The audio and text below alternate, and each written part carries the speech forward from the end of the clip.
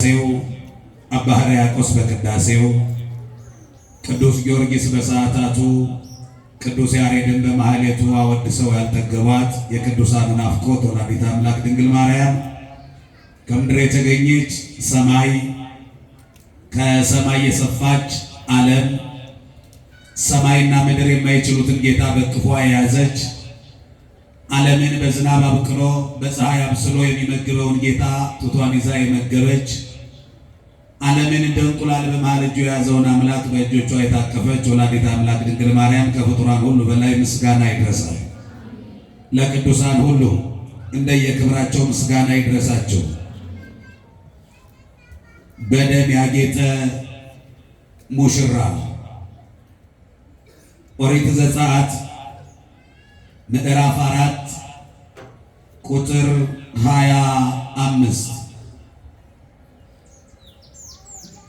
የልጇን ሸለፈት ገረዘች፣ ወደ እግሩም ጣለችው፣ እንዲህም አለች፣ አንተ ለኔ የደም ሙሽራዬ ነህ አለችው። የምን ሙሽራ?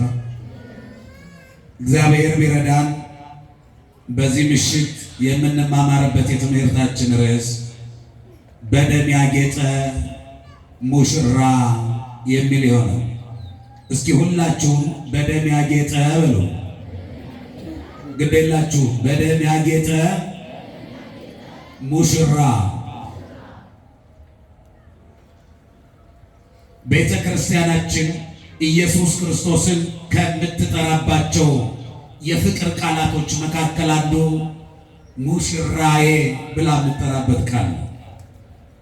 በዚህ በመስከረም ወር መጨረሻ ላይ ቅዱስ ያሬድ በዜማ ስንቱ ተመርቶ እንደዚህ ይላል፣ ትወድሶ መራት ሙሽሪት ቤተ ክርስቲያን ሙሽራዋ ክርስቶስን እንዲህ ትለዋለች፣ ወልድ እሁየ ቃልከ አዳም አካሌ ሆይ ቃልህ ያምራል። እስኪ በሉ አካሌ ሆይ በሉ። ቃልህ ምን ይላል? የማን ቃል? የማን ቃል? የተሰበሩትን የሚጠግነው የማን ቃል? የመድኃኔዓለም ቃል። ያዘኑትን የተቆረጠውን ተስፋ እንደገና የሚቀጥል የመድኃኔዓለም ቃል ያምራል። ቅዱስ ዳዊትን ጥዑም ለጉሮሬ ነቢብከ ቃልህ ለጉሮሮዬ ምንድን ነው? ያማረና ጣፋጭ። አስቡት፣ ቃልህ ያማረ ነው፣ ቃልህ ጣፋጭ ነው፣ ቃልህ ጠጋይ ነው፣ ቃልህ የፈረሰውን እንደገና የሚሰራ ነው እያለች ታወድሰዋለች። ስለዚህ ክርስቶስ ከሚጠራባቸው ቃላቶች መካከል አንዱ ሙሽራ ተብሎ ነው የሚጠራው። እስኪ በሉ ሊቁ መልስና እንዲህ ብሎ ያወድሰዋል ይህንን ሙሽራ። ሰው የሚያጌጠው በቀለበት ሊሆን ይችላል። ሙሽራ የሚያጌጠው ልብስ በመልበስ ነው። ይሄ ሙሽራ በመራቆት ነው የሚያጌጠው። ሙሽራ የሚያጌጠው በመቀባት ነው። ይሄ ሙሽራ ግን በምራቅ ነው ፊቱ። ሙሽራ የሚያጌጠው በእግሮቹ ጫማ አድርጎ ነው። ይሄ ሙሽራ ግን በችንካር ነው የሚያጌጠው። ሙሽራ የሚያጌጠው በጣቱ ቀለበት አድርጎ ነው። ይሄ ሙሽራ ግን በእጆቹ ችንካር ተሰክቶ የሚያጌጥ ሙሽራ ነው። ክብር ምስጋና ለመድኃኔዓለም ለዚህ ሙሽራ ይሁን። እንዲህ አለ ሊቁ፣ መኑ ዘርየ መራዌ ዘይጠብህ ሥጋሁ በጊዜ ከብካቡ ወይትበላ ለክቡራሁ። እንዲህ አይነት ሙሽራ ያየ ማን ነው? በሰርጉ ቀን ታዳሚዎቹን፣ ወዳጆቹን፣ አክባሪዎቹን፣ ዘመዶቹን ጠርቶ የጠራቸው ወዳጅ ዘመዶቹ ተሰብስበው ድንኳኑ ሲሞሉት የራሱ ሥጋ እየቆረጠ የሚያበላ ሙሽራ ያየ ማን ነው? ያ ሙሽራ ክርስቶስ ነው። ሙሽሪት ቤተ ክርስቲያን። መኑ ዘርየ መራዌ ዘይቀድህ ደግሞ በጊዜ ከብካቡ ወይትበላ ለክቡራሁ። ኧረ እንዲህ አይነት ሙሽራ ሲያየ ማን ነው? በሰርጉ ቀን የራሱን ደም እየቀዳ ለታዳሚዎቹ ያጠጣ ሙሽራ፣ ያ ሙሽራ ክርስቶስ ነው። በደም ያጌጠው ሙሽራ። እንዲህ አይነት ሙሽራ ያየ ማን ነው? ሰው በሰርጉ ቀን በግራና በቀኙ የልብ ወዳጆቹ ተሰብስበው ሚዜዎቹ ተመርጠው እንደ ንጉሱ ነው የሚውለው። የሙሽርነቱ ቀን በሚዜዎቹ ታጅቦ ነው የሚውለው። ይሄ ሙሽራ ግን በሚዜዎቹ የታጀበ ሙሽራ አይደለም፣ በወንበዴዎቹ መካከል ቆሞ የተሞሸረ ሙሽራ ነው። እንዲህ አለ ቅዱስ ያሬድ ሊቀ ካህናት ክርስቶስ ተወለቆ ምስለ ጊውያን ከመ ይደምረነ ምስለ ነፍሰ ጻድቃን። እኛ ከጻድቃን መካከል እንድንቆም የእኛ ሙሽራ ክርስቶስ በወንበዴዎቹ መካከል ቆመልን። በወንበዴዎቹ መካከል ቆሞ ከአመፀኞቹ ጋር ተቆጥሮ ቁጥራችንን ከቅዱሳን ጋር አደረገ። ክብር ምስጋና ለስሙ አጠራሩ ይሁን። እንዲህ አይነት ሙሽራ ይሄ ሙሽራ ይገርማል። እንዳልኳችሁ ንጹሕ ልብስ ለብሶ ለሰርግ ዕለት የምለብሰው ብሎ አይደለም የተሞሸረው። ንጹሕ ልብስ ለብሶ አይደለም ያለውን ያችን ታውቃላችሁ። 33 ዓመት ሙሉ አንድ ልብስ ለብሶ ነው የኖረው። አንድ ልብስ ለብሶ ነው የኖረው። 30 ገል የገበሩለት ያቺ ቀሚስ አይሁድ እንኳን ሲያድግ አብራ ታጋለች እየተለጠጠች ነው እግዚአብሔር። አይሁድ እንኳን ለባለ ልብሱ ለሱ ሳይራሩ ለልብሱ አራሩ። ሊቀዱ ታሰቡና እንዲያ ኢንስጥት ወኢንግምድ አላን ትፋሰስ ለዘረከቦ ይርከቦ። አንድ ቅደደው ዝም ብለን ዕጣን እንጣጣልበትና የደረሰው ይድረሰው። ይሄን የመሰለ ልብስ ለምን ቀዳል? ለልብሱ አዘኑ፣ ለለባሹ ለራሱ ለባለ ልብሱ ግን አላዘኑ። እንዴት አይነት ርኅራኄ ነው ባካችሁ! እንዲህ አይነት አዛኝ፣ እንዲህ አይነት ርኅሩህ! አቤት አቤት! አይሁድም ብሎ አዛኝ ያሳዝናል አሉ። ምን ልብሱ ማን ሊገደሉ ባለ ልብሱን እየወጉ ለልብሱ ያራራሉ። እንዲህ አይነት አዛኝም አለ ማለት ነው። ስለዚህ ይሄ ሙሽራ ልዩ ነው።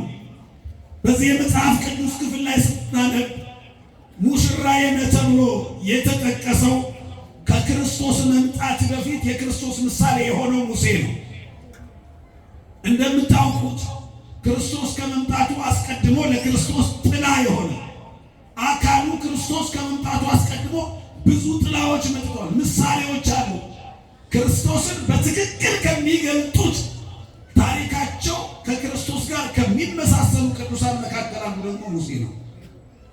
ሙሴ ነው በዚህ ቅዱስ ክፍል በዚህ መጽሐፍ ቅዱስ ክፍል ላይ ሙሽራዬ ነህ ተብሎ የተጠራው። ሙሴና ክርስቶስ ምንድን ነው የሚያመሳስላቸው? ሙሴ ሙሽራ ነው ተብሏል፣ ክርስቶስም ሙሽራ ነው ተብሏል። አማናዊው ሙሴ ነው ክርስቶስን ስንጠራው። አዎ የሙሴ ታሪክ እያንዳንዱ ሊተረክ ራሱ የክርስቶስ ታሪክ ነው። ራሱ የክርስቶስ ታሪክ ነው። ጥቂቶቹን እንመልከት። ሙሴ የተወለደው ታውቃላችሁ፣ መከራ በበዛበት እስራኤል ዘሥጋ በሚሰቃዩበት ወላዶች አቀብተ በወልዳን ተደርጎ አንዲት ሴት ማርገዟ ከታወቀ ሆዷ እየገፋ በመጣ ቁጥር አዋላጆች ይመደቡላታል። እንደተወለደ ሕፃኑ ወንድ ከሆነ ወዲያው ታንቆ ይሞታል። ለምን?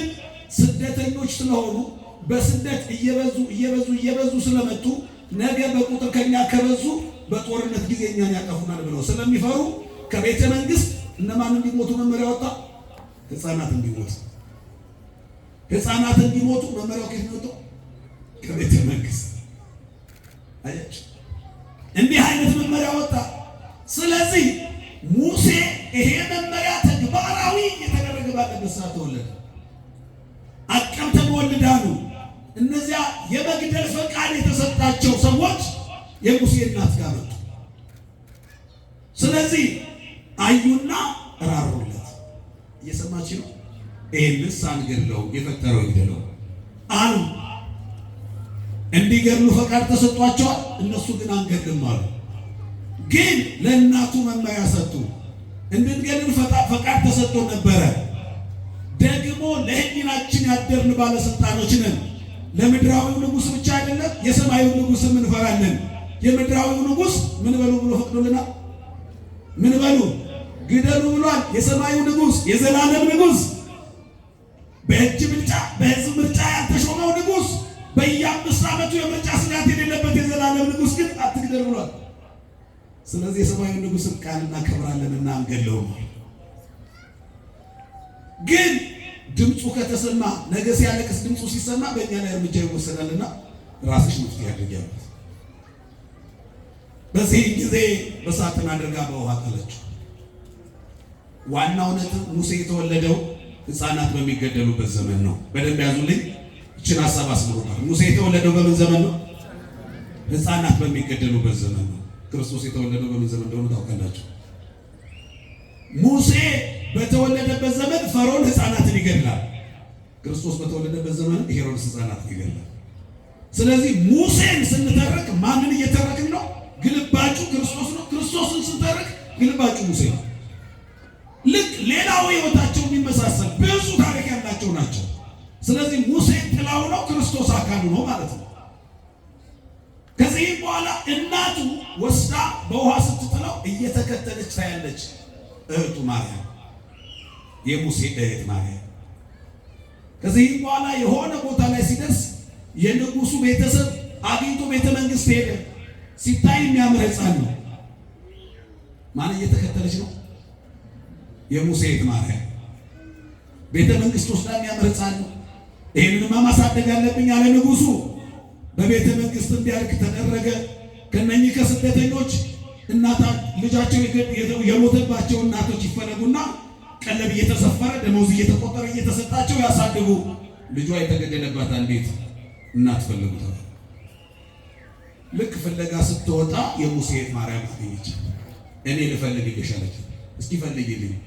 ልጇ ወንድ ልጅ ወልዳ የሞተባት አንዲት ግብፅ እስራኤላዊት ካለች ፈልገሽ አምጪልኝ። ደመወዝ ይሰጣታል፣ ቀለብ ይሰፈርላታል። ሞግዚቱና ሙሴ ታሳድገው እኔ አመጣለሁ አለችና ሄዳ ማንን አመጣች? እናታቸው። የእሷም እናቷ ናት። የሙሴም ምኑ ናት? እናቱ። እሷን አመጣች።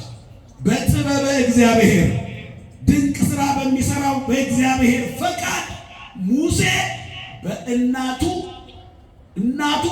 ልጇን ሙሴ ደመወዝ እየተቀበለች ቀለብ እየተሰፈረላት በቤተ መንግስት ቦታ ተሰጥቷት ልጇን አሳደገች። በእውነት ይህን ድንቅ ስራ የሰራ መድኃኒዓለም ምስጋና ይግባው። አመስግኑ። ይህን ሀሳብ ያዙልኝ። ስለዚህ ሙሴ እናቱ ምንድን ናት? ያሳደገችው ምኑ ናት? ያሳደገችው ምኑ ናት? እናቱና ሞግዚቱ ናት ተብላ ትጠራው ማለት ነው። ትጠራጥባል አይደል?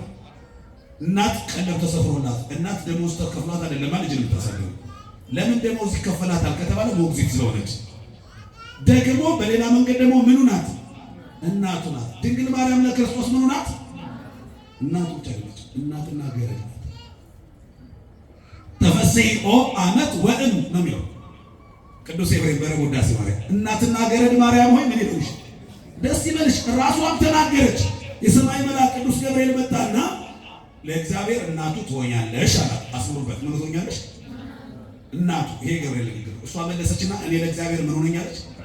ባሪያው ነኝ። ማን ነው ትክክል? ሁለቱ። ምንና ምን ናት ማለት ነው? እንደ ገብርኤል ንግግር እናቱ ናት፣ እንደ ራሷ ንግግር ባሪያው ናት። የሙሴ እናት ብቻ አይደለችም። እናትና ምኑ ናት? እናቱ ሞግዚቱ ናት። የኢየሱስ እናት ድንግል ማርያም ምኑና ምኑ ናት? እስቲ በማርያም ነገር እናቱና ገረዱ። መድኃኒዓለም ምኗ ነው ማለት ነው? አምላኳና ልጇ ማለት ነው አይደል? በማርያም ነገሩ አምላኳና እሷ ምኑ ናት? በጣም ጥሩ። እናንተ ቤት የሚላላከው የሚታዘዘው ልጅ ነው ወላጅ ነው? ልጅ ነው አይደል? እነ ድንግል ማርያም ቤት እናት የማይታዘዝ ልጅ ነው የወለደችው ማለት ነው። ይኸውላችሁ ይሄንን ጥያቄ የሚመልሰው የቅድሙ ሐሳብ ነው። ምኗ ነው? ልጇና አምላኳ ነው። ስለዚህ ልጇ ስለሆነ ይታዘዛታል። ውሃ ቀድታ አምጣ ስትለው በልብሱ ቋጥሮ ያመጣል። እንጨት ለቅማ አምጣ ስትለው በነፋሳት አስሮ በደመና ጭኖ ያመጣል። ምን ስለሆነ? ልጇ ስለሆነ ይታዘዛታል። አምላኳ ስለሆነ ትታዘዘዋለች፣ ታገለግለዋለች። ተራ በተራ ነው የሚኖር። ታያችሁ፣ እዛ ቤት ያለው ጉዳይ ተራ ልጅ አይደለም፣ ተራ ወላጅ አይደለም፣ ተራ ልደትም አይደለም። የተለኛለው እንቀጥል።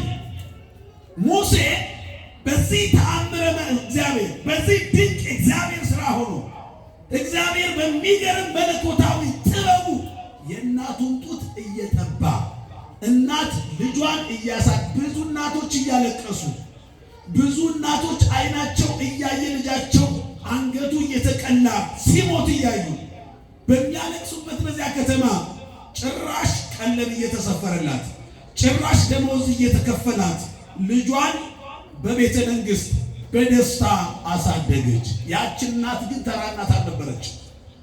ከጡቱ ጋራ ወንጌሉን ታጠበዋለች። ከጡቱ ጋራ የእግዚአብሔር ድንቅ ስራ እንዴት እንደሆነ ምን አድርጎ እያኖረው እንደሆነ ትነግረዋለች። ሲያድግ የረዳውን እግዚአብሔርን ሲያድግ በዚህ መንገድ ያሻገረውን እግዚአብሔርን እንዳይረሳ አብራ የምታጠበው ቃል እግዚአብሔር አለ። አውደ ምሕረቱ እቅፏን አውደ ምሕረት አድርጋ ትሰብከዋለች ማለት ነው። በዚህ ህይወት ውስጥ ነው የምትኖረው። አያችሁ፣ ሙሴ ታዲያ ቀላል ሰው አይደለም። እጓለማይ ነው የሚሉት። እጓለማይ የውሃ ልጅ ነው፣ ከውሃ የተገኘ ማለት ነው። አያችሁ፣ አሁን በዚህ ህይወት ውስጥ ነው እያደገ ያለው። ሁለት ሀሳቦችን አየ። ሌላው ሙሴ ያደገው በንጉሱ ቤተ መንግስት ነው። ስለዚህ የሚጠራው ባልወለደው የማን ልጅ ተብሎ የፈርዖን ልጅ የልጅ እየተባለ ነው የሚጠራው። ሙሴ የፈርዖን ልጅ እየተባለ እንዳደገ ባልወለደው ፈርዖን እየተጠራ እንዳደገ ክርስቶስም የጸራቢው የማን ልጅ ባልወለደው ክርስቶስ። አይገርማችሁ? ሙሴን ስትተርኩ ውስጡ ወርቁ ክርስቶስ ነው። በሙሴ ታሪክ ህይወት ውስጥ እንዳልኳችሁ ክርስቶስ ይተረካል። በዮሴፍ ታሪክ ውስጥ ማን ይተረካል? ክርስቶስ ይተረካል። በብዙ ቅዱሳን ታሪክ ውስጥ ክርስቶስ ይተረካል። እንቀጥል። ሙሴ ደብረ ሲና ላይ ያንን የቃል ኪዳኑን ታቦት ከመቀበሉ አስቀድሞ ስንት ቀን ጾመ? አቤት አቤት! ክርስቶስን ቆሮንቶስ ላይ ስንት ቀን ጾመ? 40 ቀን። ስንቀጥል የሙሴ ከልደቱ እስከ ሞቱ ያለው ስትተረኩት አጠቃላይ ስራው ማንን ነው እየተረጎመልን የሚለው? ኢየሱስ ክርስቶስ ነው። ስለዚህ ሙሴ በዘመኑ ተጠርቷል። ያንን ቃል በዘመናችን ቤተክርስቲያን ክርስቶስን ያ የሙሴ የክርስቶስ ጥላ የሆነው ሙሴ በተጠራበት ይህን ቃል ጠርተን እናመሰግነዋለን፣ እናከብረዋለን፣ እንጠራዋለን። ቤተክርስቲያንም ሙሽራዬ ትለዋለች። እኛ ምን እንለዋለን?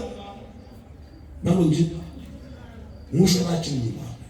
ሙሴ ታውቃላችሁ ከፍሎ ያሻገረው ማንን ነው? የኤርትራን ባህር ነው። አማናዊው ሙሴ ክርስቶስ ግን የኤርትራን ባህር ሳይሆን ባህረ ሲኦልን ነው የከፈለው። ሙሴ ከነዓን አላስገባም። እቅዱ ዓላማው ማስገባት ነበር፣ መንገድ ላይ ቀረ። ግን ዓላማው የት ማስገባት ነው? ከነዓን ማስገባት ነው። የአማናዊው ሙሴ ክርስቶስ ዓላማ ግን ከነዓን ማስገባት አይደለም፣ መንግስተ ሰማያት ማስገባት፣ ከግብፅ ማውጣት አይደለም፣ ከሲኦል ማውጣት ነው የክርስቶስ ዓላማ። አያችሁ። ስለዚህ ቤተ ክርስቲያን ይህ ድንቅ ስራው ይቀጥላል። ሙሴ እየሄደ በጣም የሚገርመኝ ሙሴ ታሪክ መንገድ ላይ የሚሞትበት ጊዜ ሲደርስ ታውቃላችሁ። የይሁዳ መልእክት ቁጥር 7 ላይ ምዕራፍ 1 ብቻ ነው የይሁዳ መልእክት። ቁጥር 7 ላይ ስታነቡ ሚካኤል ከማን ጋር ተከራከረ ይላል? ከዲያብሎስ ጋር ተከራከረ። ምንድነው አጀንዳው የሚያከራክረው ጉዳይ ከተባለ ሙሴ መቃብሩ መታወቅ አለበት ነው የዲያብሎስ ሐሳብ። አይታወቅም፣ ሰውሮታል እግዚአብሔር። ለምን?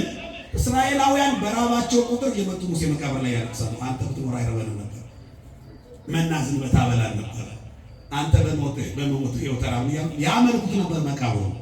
ይሄ ፈተና እንዳይሆንባቸው እግዚአብሔር በረጅቅ ጥበቡ ሰወረ። የሚገርመው ግን እየሄደ ያለ ሰዎች መላእክት በአምሳለ ሰቅላ መቃብር እየቆፈሩ ነው። መቃብር አስከሬን ደግሞ ታውቃላችሁ በባህል ክብር ነው፣ ደግሞ መሆንም አለበት። ስለዚህ አልፌም አልሄድም እኔም ላግዛቸው የተወሰነ ብሎ ሙሴ መቃብር መቆፈር ማገዝ ጀመረ። ሲያግዝ ከቆየ በኋላ ለመሆኑ መቃብር የሚቆፍር ሰው እኮ ልክ ይዞ ነው የሞተው ሰው ቁመቱን ስፋቱን አይቶ ነው የሚቆፍረው፣ ለክቶ ነው የሚቆፍረው። እናንተ ደግሞ ልክ አልያዛችሁም። ለመሆኑ የሞተውን ሰው ሳትለኩ እንዴት ትቆፍራላችሁ? ልክ ቁመቱ፣ ውፍረቱ፣ ሁሉ ነገሩ አንተን ነው የሚመስለው። እስቲ ግባና ለካለን አላሉት? መቃብርን የሚያህል ነገር እግዚአብሔር ያሳያችሁ። ዝም ብሎ ያስፈራል። ስሙ እዚህ ሲጠራ ሂደን አይተነው እኮ አይደለም። እዚህ ሁነን ስለ መቃብር ለማውራት ያስፈራል፣ ስለ አስከሬን ማውራት ያስፈራል። ሙሴ ግን ሄደና አገዘ። ማገዙ ብቻ አይደለም፣ እስኪ ልለካላቸው እነዚህ ወገን ዘመድ የሌለው ቢሆን ነው ብሎ ገብቶ ጋደም ማለት ነው። በዚሁ ሰላም ለከ ሙሴ ወልደ ይንበረው መልአከ ሞት ታውቃላችሁ፣ ተነግሮታል እኮ የምትሞተው ዓርብ ቀን ነው። እግዚአብሔር ቃል በቃል የሚያነጋግረው አይደለ? ሙሴ በጣም የሚገርም እኮ ነብይ ነው። ዓርብ ቀን ትሞታለህ ብሎ ቁርጡን ነግሮታል። ስለዚህ ሙሴ በየሳምንቱ ራሱን ይገንዛል። ዓርብ ዛሬ ከሞትኩ በዚህ ሁሉ ዓርብ ሲያልፍ ይፈታና ስራ ይጀምራል። እግዚአብሔር ዓርብ ብሎ ቅዳሜ አይወስድማ። ቀጣዩ ዓርብ እስከሚመጣ ይሰራና ዓርብ ይገነዝና ይጠብቃል። ያልፋል። አሁን እጫለና ብዙ ዓርቦች ካለፉ በኋላ ሙሴ ሞትን ረሳው፣ ተዘናጋ። ለካ ሙሴ ሞትን ቢረሳ ሞት ማንን አረሳ? ሞት ሙሴን አረሳው። ሰው ደግሞ ይህን ነገር አስበው ነው የሚኖረው። ታውቃላችሁ አይደል? በእኛ ህይወት ውስጥ እኮ እንደዛ እሞታለሁ እኖራለሁ ብለን ነው የምናስበው አይደል? ማስረጃውን ልንገራችሁ። እሞታለሁ ብለን እድር እንገባለን፣ እኖራለሁ ብለን እቁብ እንገባለን። ሰው እድር ከገባ መቼም እድር የሚገባው ለሰርግ ዕለት አብሎ አይደለም፣ ቤት ለመስራት መኪና ለመግዛት አይደለም። እድር የሚገባው ለቀብሩ ነው። ስለዚህ እርግጠኛ ሆኗል ማለት ነው። ልክ እቁብ የሚገባው ምን እላለሁ ብሎ ነው? እኖራለሁ ብሎ እኖራለሁ ብሎ ሁለቱንም ታሳቢ አድርጎ ነው የሚኖረው። አይረሳም የሁለቱም ጉዳይ። አጋጣሚ ሆኖ እግዚአብሔር ፈቅዶለት ከኖረ ምኑን ይጠቀማል? እቁቡን ወስዶ ቤት ይገዛ፣ መኪናውን፣ ሌላውን ቀየሰ። ከሱ ውጭ የእግዚአብሔር ፈቃድ ሆኖ ደግሞ ከተጠራ ደግሞ ምኑን ይጠቀማል? እድሩን። በእንደዚህ ነው የሚኖረው። ሙሴ ግን አንዱን ነገር ረስቷል። ያርም አለፈ፣ ያርም ስታር ተገኘ ከረም። አሁን ሳለና በዛው ሙሴ ድርተኛ ሳይቀብረው አስከሬኑን ማንም ሳይሸከመው ያ 40 ዓመት ሙሉ እየመገበው ቁርስ፣ ምሳ፣ እራት ትኩስ ዳቦ እያዘነበ የመገበው ያ ሕዝብ ሳያለቅስለት መቃብሩ ላይ ቆሞ ቀብሩ ሳይደርስ ሙሴ በዛው አፈሩ ተመለሰ። ዓርብ ሞተ። ክርስቶስ ነው የሚሞተው። አቤት ዓርብ ሁለት መቃብር ሁለት መላእክት ናቸው የቀበሩት ሙሴ ክርስቶስን። ሁለት ሰዎች በሁለት ሰዎች ብቻ ነው ሥርዓተ ቀብሩ የተፈጸመው ክርስቶስ በዮሴፍና በኒቆዲሞስ። እኔ በጣም የሚገርመኝ ነገር ልንገራችሁ። አንድ እንደው በሰፈራችሁ የታወቀ ባላባት ሰው የተጣላውን የሚያስታርቅ የታመመውን የሚጠይቅ ወዳጅ ወገን ዘመድ አክባሪ የሆነ ሰው ቢሞት ልጆቹ ያለቅሳሉ። ወገን ዘመድ ሊያለቅስ ይችላል። ቀብር ሲመጣ 5 ሰው ብቻ ቢመጣ ቀብሩ ላይ ልጆቹ ሀዘናቸው ድርብ ይሆናል፣ እጥፍ ነው የሚሆነው። ለምን? ሞቱ ብቻ ነው አሟሟቱና ይሄ ሥርዓተ ቀብሩ ጉዳይ ያሳስባል። አባታችን እኮ ለሰው እንዲህ አልነበር፣ የኛ አባት ለሰው እንዲህ አልነበር ማለት ያደረገውን እያሰቡ እነገሌን ሽማግሌ ሆኖ ድሮ እገሌ ሲሞት ድንኳን ተክሎ ሂዶ መቃብር ቆፍሮ እነገሌ ሲጣሉ አስታርቆ የኛ አባት እኮ ለሰው እንዲህ አልነበር። አዎ መድኃኒዓለም ለሰው እንዲህ አልነበር፣ ለሰው እንዲህ አልነበር መድኃኒዓለም ግን ሆነ።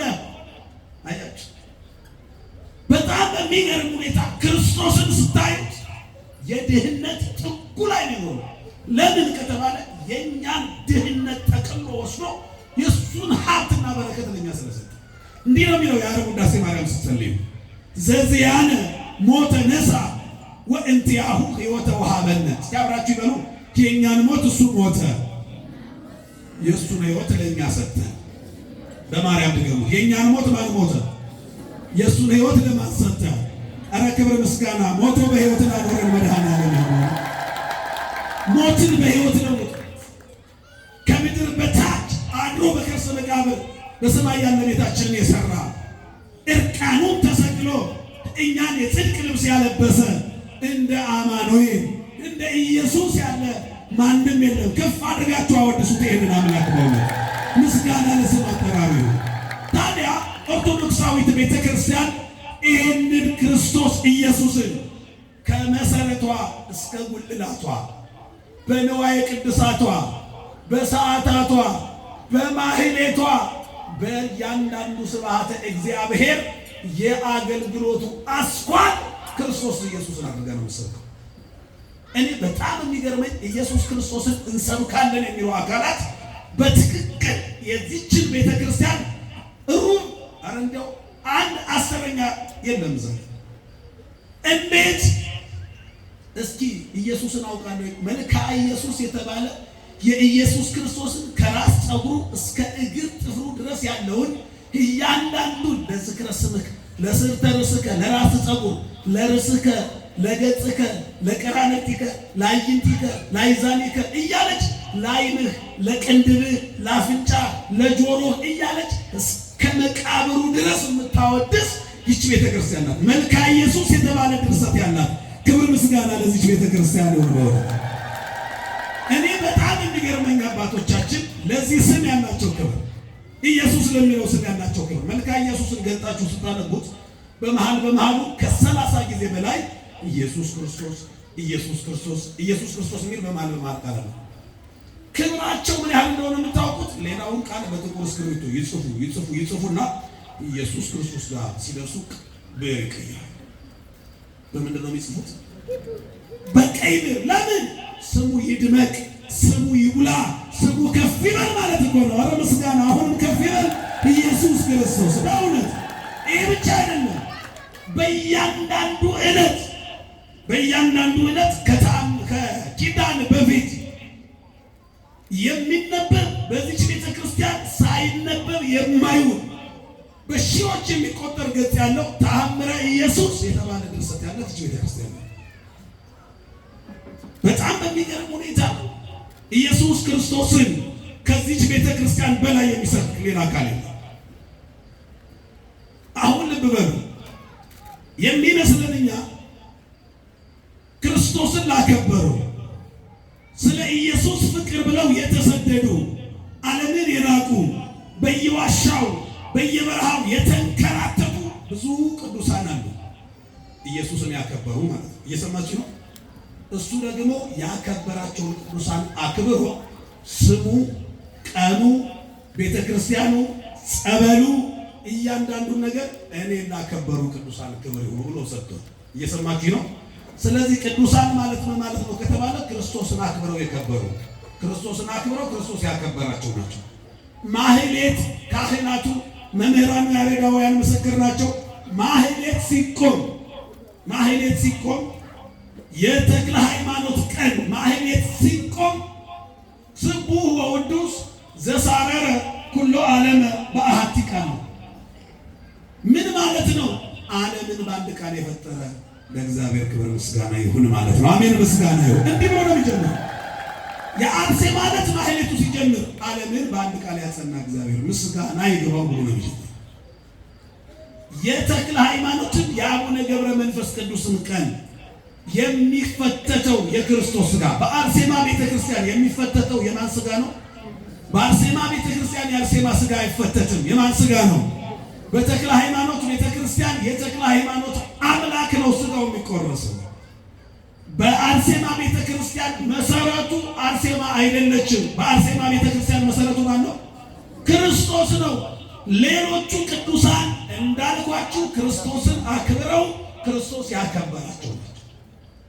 በመንፈሳዊው ሕይወት ከኛ ቀድመው በጎን መንገድ የሮጡ በበጎ ስራቸው የተመሰከረላቸው እኛም እነሱን እንድንመስል የታዘዝን ነን።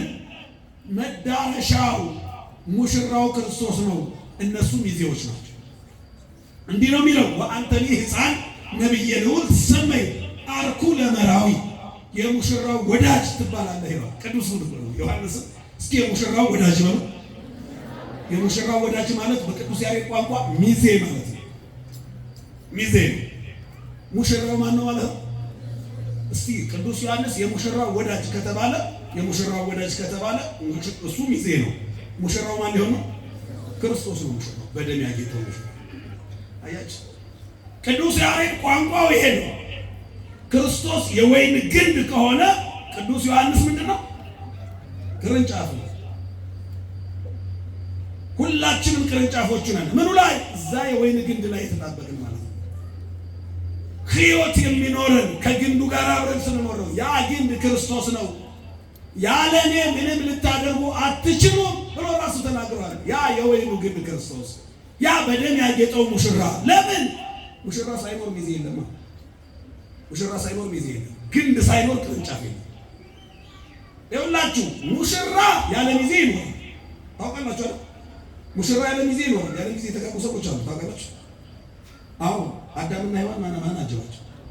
ምን ያ ትዳር ግን ይሄው ነው። ከዛ ነው የተገኘው። ያለ ሚዜ ሙሽራ የሆኑ ሰዎች አሉ በታሪክ። ያለ ሙሽራ ሚዜ የሆኑ ግን የሉም። ያለ ሚዜ ሙሽራ የለም። ያለ ሙሽራ ሚዜ የሆነ የለም። ስለዚህ ዋና የሚባለው አያችሁ ያ ሙሽራው ክርስቶስ ነው። የወይኑ ግንድ ክርስቶስ ነው። እውነትም ሕይወትም መንገድም ክርስቶስ ነው። መጽሐፍ እንደነገረ እሱን በዚህ ልክ ታከብረዋለች ቤተክርስቲያን። ይሄ ከበሮ እዚህ ጋር ስታዩት ዝም ብሎ መዝሙሩ እንዲደንቅ አይደለም። ክርስቶስ እንዲሰበክበት ያ ሙሽራ እንዲገለጽበት ነው። ስለዚህ እዚህ ጋር ከበሮ ታያችሁ። ቀራንዮ ላይ የተሰራው ሙሽራው ላይ የተከናወነው ድርጊት በሚታይ መልኩ እየተሰበከ ነው። ይሄው በአንድ በኩል ሰፊ ነው፣ በአንድ በኩል ጠባብ ነው። ክርስቶስም እንደዚህ ነው። በመለኮቱ ዓለምን የሞላ ነው። በትስብእቱ በሰውነቱ ደግሞ በአጭር ቁመት በጠባብ ደረት የተወሰነ ነው። እንደጠባቡ ይሄው የለበሰው ቀይ ግምጃ ቀራንዮ ላይ ያለበሱት ልብስ እርቃኑ ተሰቅሎ፣ ይሄው ድማ ጀርባው ላይ የተጠላለፈው ጠፍሩ ያ 6666 ጊዜ የተገረፈው ግርፋት ነው። ስለዚህ መስማት የተሳነው ሰው እንኳን ቢመጣ ይሄን ከበሮ አይቶ ክርስቶስ ተሰብኮ ነው የሚለው ማለት ነው። አይገርማችሁ? ይህች ቤተክርስቲያን ኧረ ክብር ምስጋና ለዚህች ቤተክርስቲያን ይሁን። አመስግኑ በደንብ። ይህች ቤተክርስቲያን በጣም ድንቅ ናት። ይህንን ጌታ የምትሰብክ እንዲህ ነው የሚለው መጽሐፍ። ቤተክርስቲያን ማለት ሐረገ ወይን እንተ በምድር ስረዊሃ ወበሰማያት ጹድሃ። ቤተክርስቲያን ማለት ስሮቿ መሬት ላይ የተተከሉ ቅርንጫፎቿ ግን ሰማይ ላይ የደረሱ የወይን ሐረግ ናት። የወይን ሐረግ በምድር ማለች፣ በየት ማለች? በማርያም ነገሩ በሰማይ ማለች እኮ ቤተክርስቲያን። ካህናት በምድር አሉ፣ ካህናት በሰማይ አሉ። ዜማው መዝሙሩ በምድር አለ። እንደውም በምድር አለ ከማለት ይልቅ የመጣው ከሰማይ ነው፣ ምንጩ ላይ ነው። ከዛ ተቀንጭሞ ይመጣል። ሙሉ አገልግሎት በሰማይ ይቀጥላል። እግዚአብሔር ቢረዳን ለክብር በቅተን በቀኝ ብንቆም ከራሱ ከቅዱስ ያሬድ ጋር እየዘመርን ከቅዱስ ሚካኤል ጋር እየዘመርን ልንኖር ቀጠሮ ያለን ሰዎች እኮ ነው። አይገርማችሁ? እግዚአብሔር ለዚያ ክብር ያብቃን። አሜን በሉ። በእውነት እግዚአብሔር ለዚያ ክብር ያብቃን። ልዩነቱ ምንድን ነው? ይህች ቤተክርስቲያንና ያችኛዋ ቤተክርስቲያን ከተባለ ይችኛዋ ቤተክርስቲያን ፈተናው ያላለቀላት ቤተክርስቲያን ናት። ማንም ተነስቶ አፉን የሚያላቅቅባት፣ ማንም ተነስቶ ላቃጥለሽ የሚላት፣ ማንም ተነስቶ የሚገፋት፣ ከውስጥም ከውጭም ብዙ መከራ ያለባት፣ ግን ከላይም ከታችም እንዳመሻ ዳቦ እሳት እየነደደባት እሷ ግን እያደረች እንደ ዕለት ሙሽራ ስታብብ ስትደምቅ ትኖራለች። ለምን? የሚጠብቃት ሙሽራዋ ክርስቶስ አይተኛም፣ አያንቀላፋም። ክብር ምስጋና ለቤተ ክርስቲያን ሙሽራ ለክርስቶስ ይሁን። አያችሁ፣ ያችኛዋ ቤተ ክርስቲያን ፈተናዋ ያለቀላት ናት። ምን ይመጣብኝ ይሆን የለበትም። ማንም ይንገስ፣ ማንም ይምጣ። አያችሁ፣ ይችኛዋ ቤተ ክርስቲያን እያንዳንዳችሁ ንጹህ የሆነው ንጹህ ያልሆነው ገና ቢነጻ ደጅ እየጸና ያለባት ተግበስብሰን ነው የምናመልከው። ሁሉም የተጣራ ብቻ አይደለም። በዚያችኛዋ ቤተ ክርስቲያን ግን ንጹህ የሆነ ንጹህ ያልሆነ ምን ያለም የለም። እንደ መገበሪያ ስንዴ የተለቀሙ ቅዱሳን ብቻ አገልግሎት የሚሰጡባት ታገች። ይችኛዋ ቤተ ክርስቲያን ንስሐ አስገብታ አጥርታ አንጽታ ለዛችኛዋ ቤተ ክርስቲያን ትልካለች። ያችኛዋ ቤተ ክርስቲያን ተረክባ ለዘላለም አገልግሎት ታሰማለች። አያችሁ፣ ይህች ቤተ ክርስቲያን ድንቅ ናት። እንደውም ቅዱስ ያሬድ እንዲህ አለ፣ ይህችን የክርስቶስ ሙሽራ የሆነችዋን ቤተ ክርስቲያን ቅዱስ በነገራችን ላይ ቅዱስ ጳውሎስ በኤፌሶን መልእክቱ ምዕራፍ 5 ቁጥር 32 ላይ እንዲህ ነው፣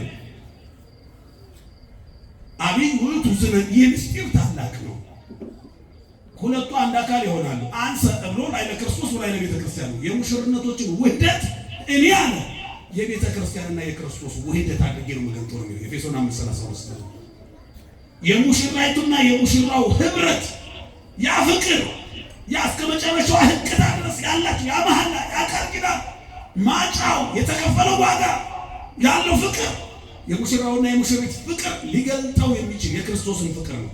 ለቤተ ክርስቲያን ያለው ፍቅር በደሙ ያጫል ማጫ ጥሎሽ አድርጎ የሰጠው ደሙ። ስለዚህ ይህችኛዋ ቤተ ክርስቲያን በጣም ክርስቶስ እንዴት እንደሚመለክባት ቅዱስ ያሬድ አየና እንዲህ አለ። ወሪዴ ብሔረ ሮሜ ለቤተ ክርስቲያን ሬክዋ አይመርክዋ አፍቀርክዋ። በማርያም በሉ ቤተ ክርስቲያንን በሉ እንደው በማርያም ይሆንባችሁ። ቤተ ክርስቲያንን አየኋት፣ አወኳት፣ ወደድኳት። በማርያም ነገሩ ምን አልኳት? መጀመሪያ ምን አልኳት? አየኋት፣ ከዛ አወኳት። ይሁን ዝም ብሎ አይወደድም። የሰው ፍቅር ዝም ብሎ የሚወደው ድንገት ያለ ምንም ማስያዣ ወዶ ክርስቶስ ብቻ ነው። ዮሐንስ ወንጌል ምዕራፍ 3:16 ላይ እንደዚህ ነው። እስመ ከመዘ አፍቀረው እግዚአብሔር ዓለሙን እንዲሁ ወዷል። ክርስቶስ እንዲሁ ይወዳል። ሰው እንዲሁ ይጠላል ወይ እንጂ እንዲሁ አይወድም። እንዲሁ የሚወድ ክርስቶስ ብቻ ነው። ሰው ግን አይቶ አውቆ ከዛ ነው። እየሰማችሁ ነው። በዚህ መንገድ ያልሆነ ፍቅር ሲጀመርም አይጸናም። የሰው ፍቅር ድንገት በስሜት ነው የሚሆነው። ስለዚህ ቅዱስ ያሬድ ምን አለ? ምን አልኳት አለ? መጀመሪያ አየኋት አለ። መጀመሪያ ማየት ያስፈልጋል። አየኋት። ስርዓቷ በምድር ላይ ምንም አይነት አጀንዳ የላት። ምድራዊ አይደለም አጀንዳ። የት ነው?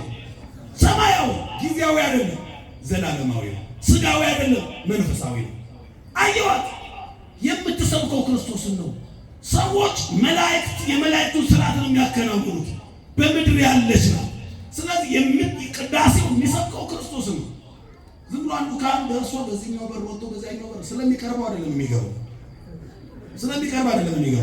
ሁል ጊዜ ቢርቅም በዚያ በር ነው የሚገባው። ታውቃላችሁ፣ ቅዳሴው በሙሉ ክርስቶስ ተወልዶ እስከሚያደርግ ድረስ ያለው ታሪክ ባጭሩ በሚታይ መልኩ ነው የሚተረከው።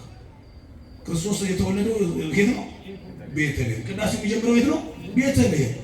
የቅዳሴው መጨረሻው ክፍል ምንድን ነው የሚባለው? እርገት አይደል? በቃ አረገ። መነሻው ቤተልሔም፣ መዳረሻው እርገት ነው፣ ሰማይ ነው። ይሄ ስርዓት ነው የሚመጣው። ክርስቶስ እኮ ነው ውስጥ ያለው ንዋየ ቅድሳቱ እንዳልኳችሁ ቅድም ካህናቱ ዝም ብለው እንዲህ እያሉ መቋሚያቸውን እንትን የሚሉት ሌላ ነገር እኮ አይደለም። ክርስቶስ ከጲላጦስ ወደ ቀያፋ መንከራተተውን የሚወድቀውን እኮ ነው የሚሰጥ እንትን ያለው። በሚታይ መልኩ ነው ክርስቶስ የሚሰበከው። ሌላ ቤት ሊተረክ ይችላል። በአካል ክርስቶስ የሚገኝበት አገልግሎት አለ። እዚህ ኦርቶዶክስ ቤተክርስቲያን ታውቃላችሁ፣ በሚዳሰስ ነው ሲቀደስ። አሁን እዚህ ጋር ክርስቶስ በረድኤት ነው ያለው። እየሰማችሁ ነው። በምንድን ነው ያለው? በቅዳሴ ጊዜ ግን በአካል ነው የሚካሄደው። አንድ ኦርቶዶክስ ይሄን ማመን አለበት። በአካል ካህኑ እየዳሰሰው እንደዚህ ነው የሚታመነው። በሚዳሰስ ስጋው በሚቆረስ ስጋው ነው የሚታየው። በየቀኑ ነው የምናርደው። ካህኑ ስጋውን ለምእመናኑ አቀብሎ ሲመለስ እንባ እየተናነቀው የሚጸልየው ጸሎት አለ። እሱ ነገራችሁና ትገልጹ። እስመ ንሰዋከ ለዕለቱ ወንጠብሐከ ዚየ ወበዝደምከ ናጽብ ይገር። እስቲ በማርያም አብራችሁ ይበሉ። አንድ በግ ነህ በሉ። በማርያም መድኃኒዓለም እኮ ነው። አንድ በግ ያለምን ኃጢአት የሚያስወግድ የእግዚአብሔር በግ ነው። የእግዚአብሔር በግ ነው። ስንት በግ ነው? መድኃኒዓለም ስንት በግ ነው? በሉልኝ አብራችሁ። አንድ በግ ነህ። በየቀኑ እናርዳለን። ኧረ ምስጋና ይግባው። ይሄ ቃል እኮ ሌላ ቃል የለም። አንዱ በግ ስንት በግ ነው? መቼ ነው የሚታረደው? ስንቱ? አንዱ መቼ? ቀጠሉ። በአጽናፈ ዓለም ይጠባህ አሐዱ ሥጋሁ። ድንቅ ቃል ነው መሰላችሁ። በትክክል እንደውም ወደ አማርኛ ስተረጉም አሁን አቅሙ ይሄ የሚነዝረው ነገር ይሄ ፓወሩ ይቀንሳል። አንድ ነገር ታውቃላችሁ፣ ባለበት በዛው እንደተቀመጠ ሲተረጎምና ልክ ወደ ሌላ ሲተረጎም ለስለስ ይላል። ካህናቱ ላይ ሆናችሁ ግዕዙን ሰብ ገብቷችሁ ብትሰሙት ያስለቅሳል። ካህናቱ የማይለምዱት ቃል ነው። ቀን በቀን አውቀውት ቀን በቀን ሲነጋገሩት የማይሰለች ቃል ነው። ዛሬ የሰሙት ሰበር ዜና ያህል ነው የሚደንቃቸው። ዛሬ የሰሙት አዲስ በእውነት ክርስቶስ ምስጋና ይግባው የማይጠገብ የዓለምን ኃጢአት በዚህ በግ ደም አለ። ዝም ብሎ በግ አይደለም ደግሞ አያችሁ። አንድ በግ ነው። በየቀኑ ምን እንላለን? ተራ በግ አይደለም። በግ ብቻ አይደለም። ስንተኛ ደግሞ እረኛ ነው። ከራበን ነው በግ የሚሆን። እየሰማችሁ ነው? ከራበን ምን ይሆናል? ደክሞን ከተኛን ምን ይሆናል? ከጨለመብን ምን ይሆናል? ከጠማን ምን ይሆናል? ከተራቆትን ምን ይሆናል? የጽድቅ ልብስ። ኧረ ምስጋና ለጽድቅ ልብሳችን ለመድኃኔዓለም ይሁን። የሰማነውን ይባርክልን።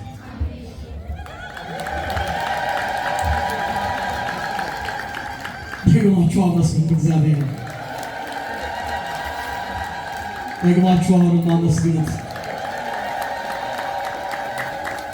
ይህችን ቀን በቤተ መቅደስ እንድናሳልፍ የረዳን ማን ነው? በእውነት ይህን ቃል እንድንሰማ የረዳን ማን ነው? አመስግኑት በእውነት